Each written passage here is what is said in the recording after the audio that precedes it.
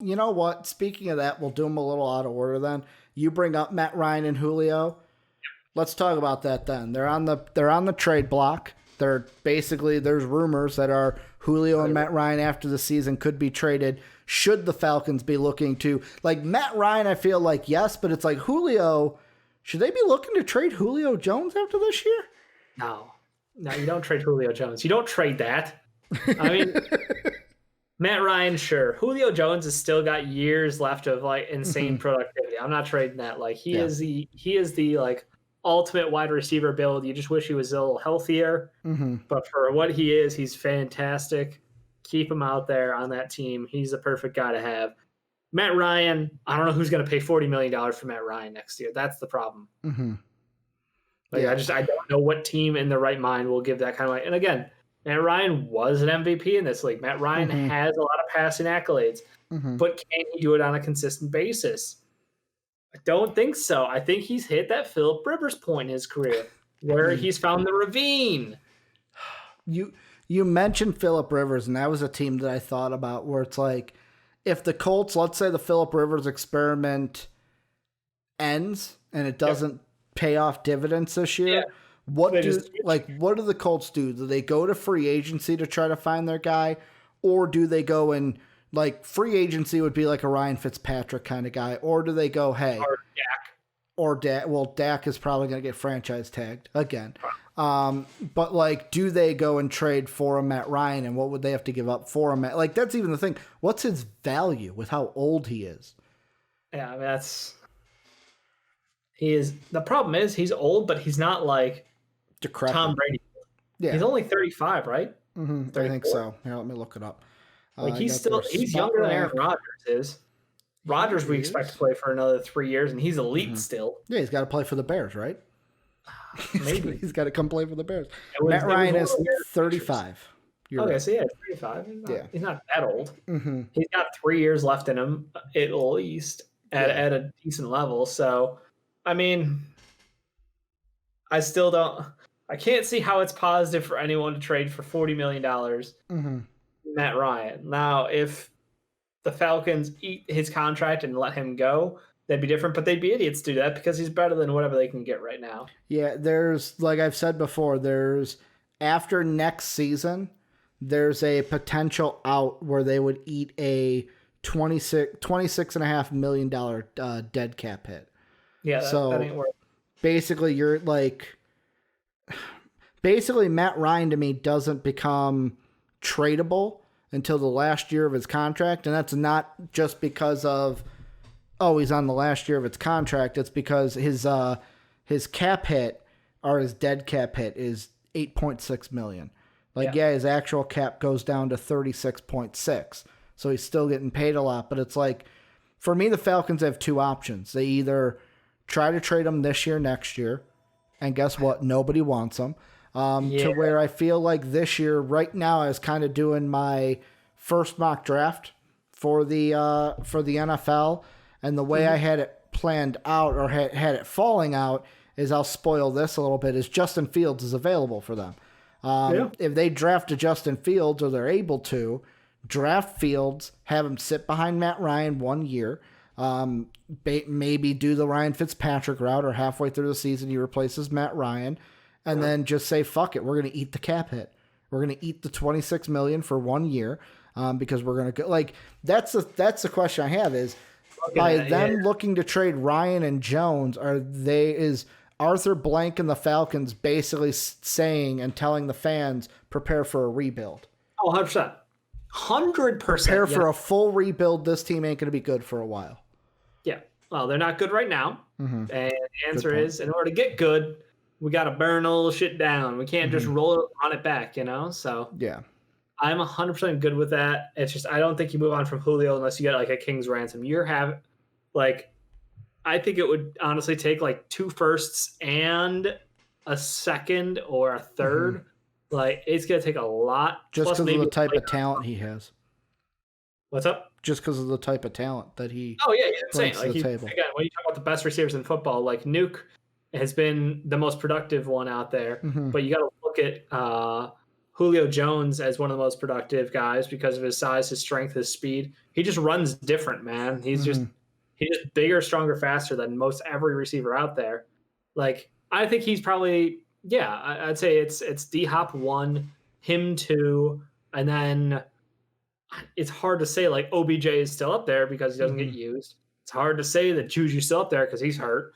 So like you're stuck in a position where the number 3 receiver in the league right now, Devontae Adams. I don't know. Maybe I'm an asshole and I'm missing somebody obvious here, but like Michael Thomas has been hurt, so we haven't seen him play. So can't put him he was the number 1 rated wide was. receiver coming into this year based off of last year. Again, haven't seen him play, so hard to keep guys that highly. Like when Antonio Brown stands back on the field, who knows? Yeah, I mean he could be number 1 all over again if he's not insane.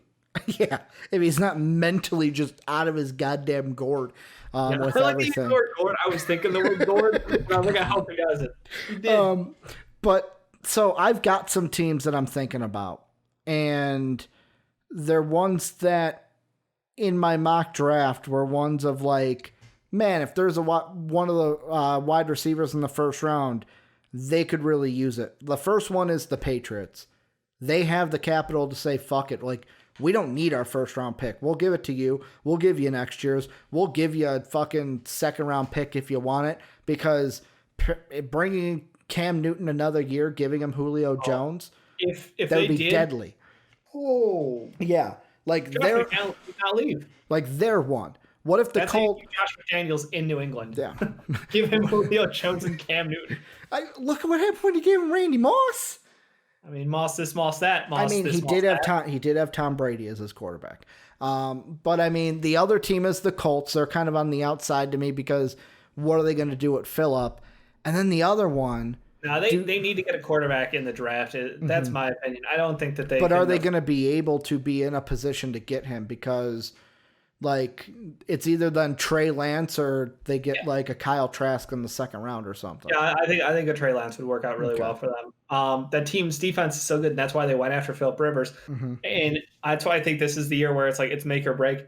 If Phil can't get them to the playoffs and competing, he's out, and they're on a young QB again. If he gets them there, but comes up with a pick 6, like if he Favre ends his career, then like I look at Matt Ryan, I'm like, well, maybe. Maybe that guy's still got a couple more years of run on his tires. Yeah. We know offensively he's gifted. Like he can make all the throws we need him to. He just got stuck in like coordinator hell down there after our boy Shanahan left. Yeah. So I could see them making that move depending on how this year finishes. The last team, do the Packers go bold? Do they say, fuck it, give up this year's first, next year's first? We are finally going to give Aaron Rodgers, like based off of this season, Aaron Rodgers MVP race, even if he finishes second. Let's say they go to the NFC Championship game and lose.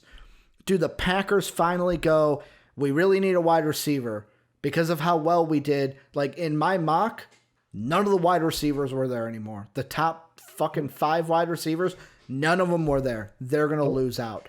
To where do they go, fuck it, we'll trade 2 firsts and a second. We'll get Julio Jones, match him up with Devonta Adams, and give Aaron Rodgers the freaking arsenal that he deserves. They're not going to do it, but like it's one of those things where it's like they're a team that should do that. It's a wonderful thought.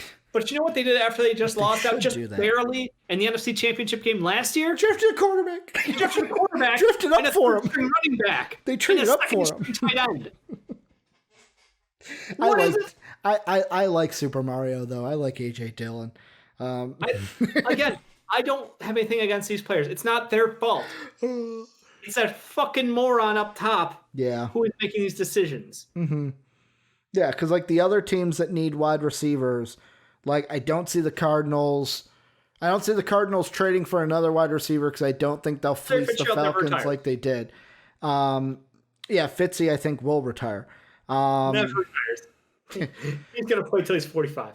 Funny thought. And yet again, not going to happen, but I'm going to speak it out there, see what you think. Yeah. Let's say Allen Robinson leaves to like Miami.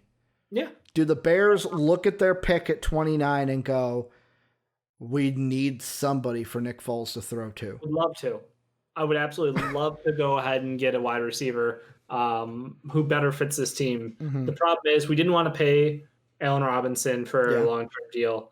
What's different? That's my question is like, is he undervalued to the Bears organization because we haven't had a quarterback consistently there to throw to him? Or is he undervalued because we don't think he's worth it, like as a talent? And that's the question that needs to be answered because if we don't think he's worth it as a talent, then I understand. I don't agree, but I understand moving on.